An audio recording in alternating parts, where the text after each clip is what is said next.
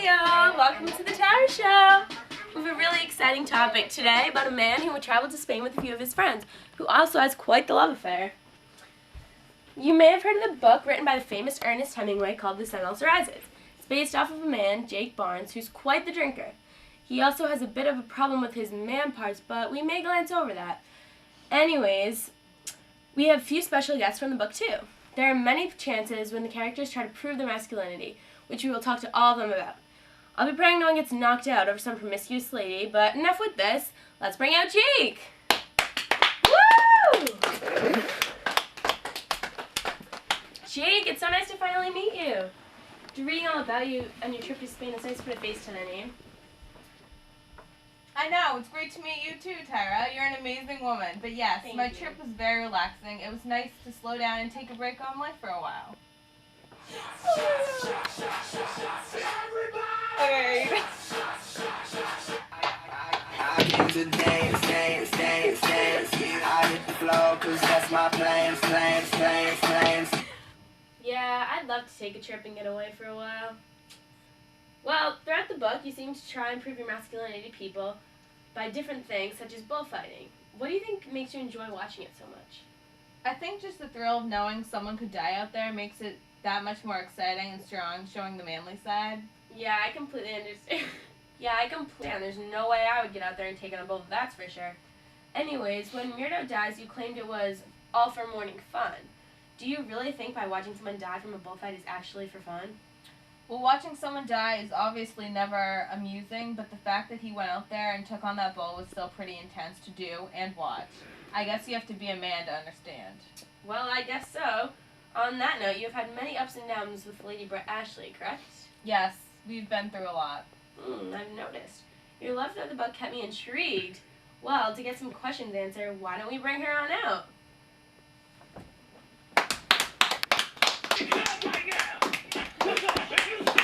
Hi, Brett. Hi! So, reading so much about you makes it that much more exciting meeting each other. So, I was talking to Jake here about how much the two of you have been through. Do you honestly think you were in love with him at all? Because to me it seems that you guys have such a connection that you and any other man have never had. Do you agree? Yeah, I think me and Jake both agree that we will always have something, just nothing too serious. I need someone who can satisfy me completely, if you're catching my drift. I guess so, but if you really love someone, I don't think all the other things really matter. He clearly cares about you a lot and would do anything for you, so why is him being impotent such a big deal to you? I don't know. I like to be independent. Jake, how do you feel about hearing her put you down like this? Well, it's not like I haven't heard it before. I know the way Brett works. Seeing how different views you both have on the situation, we have our love expert, Rachel. Hi, Rachel. Hi, Tyra. So, how often do you get this kind of situation? More common than you think. Everything all breaks down to the fact that all of these people are insecure in their own ways. Jake doesn't have enough strength to tell Brett off, and Brett doesn't have enough strength to let Jake go. They both are extremely insecure, seeing as they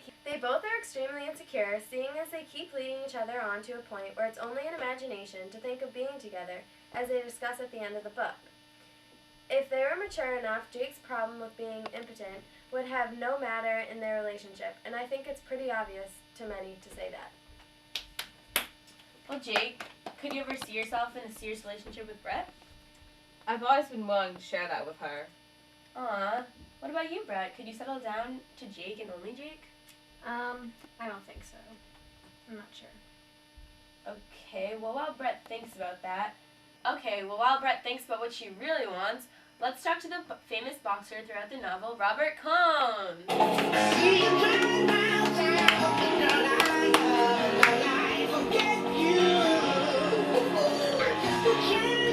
Hi, Robert. Hi, Tyra. It's so nice to meet you.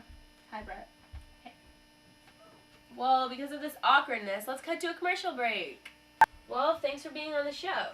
So, you went through a lot when you were younger by being a Jew at Princeton. How did that make you feel? You must have felt really excluded.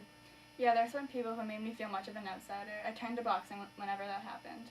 Did the boxing help in your defense at all? Because you were a boxing champ, correct? Yes, it was very useful knowing how to box. And correct, I was a boxing champ, but I did not enjoy doing sport. I only did it because I needed to. Oh, I see. Well, good for you. Now, during your trip, did you have many affairs with the ladies? Because it appears in the book that you did. Yes.